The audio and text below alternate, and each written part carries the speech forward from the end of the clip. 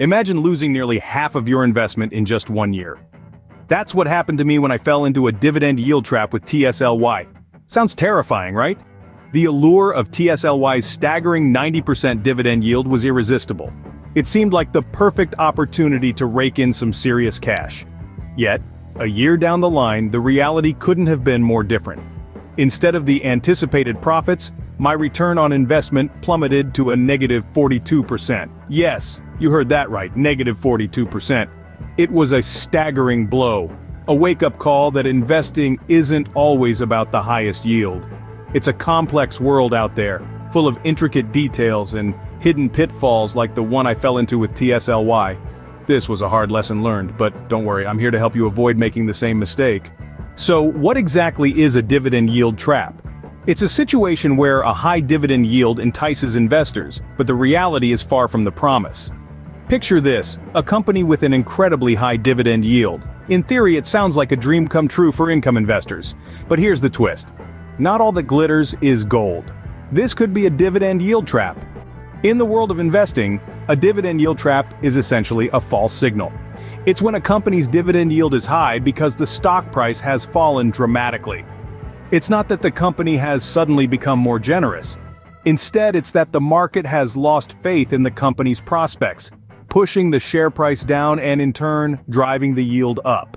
It's a classic case of looking too good to be true. The high yield might spark your interest, but if the underlying company is in poor financial health, that dividend could be at risk. And if the company decides to cut or eliminate its dividend, investors are often left with a depreciating stock and no dividend income. There are other factors to consider as well, such as share price sentiment and free cash flow. Different sectors also require varying approaches when evaluating dividend sustainability. Therefore, it's crucial to make both quantitative and qualitative assessments to make informed investment decisions.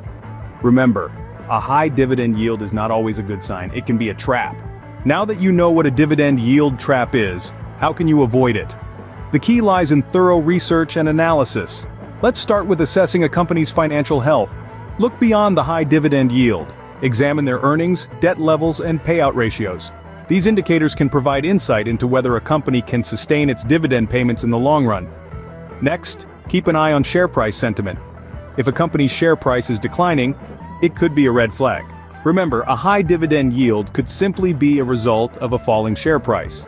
So, don't let a juicy yield blind you from a potentially underperforming stock.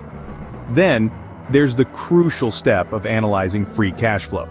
A company with robust free cash flow is more likely to maintain or even increase its dividends. If the free cash flow is consistently negative or declining, it might be a sign that the dividends are funded by debt or asset sales, which is not sustainable in the long term. Different sectors may require different approaches. Some sectors, like utilities or consumer staples, traditionally have higher dividend yields. Don't compare apples with oranges.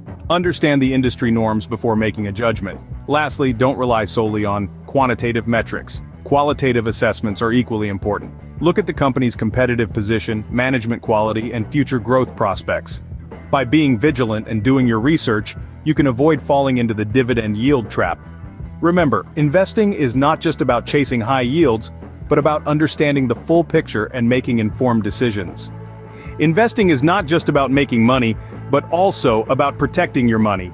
And that's the crucial message we need to take away from this discussion on dividend yield traps. Remember, a high dividend yield can be enticing, but it's not the whole picture. It's essential to delve deeper.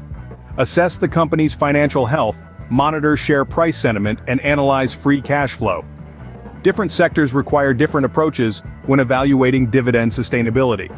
So it's crucial to use both quantitative metrics and qualitative assessments in making informed investment decisions. Let's not forget our personal example with TSLY. Drawn in by a 90% dividend yield, the reality turned out to be a negative 42% ROI. A hard lesson learned, but an important one. The allure of high yields should never overshadow the need for comprehensive research and analysis. And with that, we've come to the end of our journey today. But remember, this is just the start of your journey to become a more informed and savvy investor. Thank you for watching. If you found this video helpful, please subscribe to our channel as we continue our journey to financial freedom together.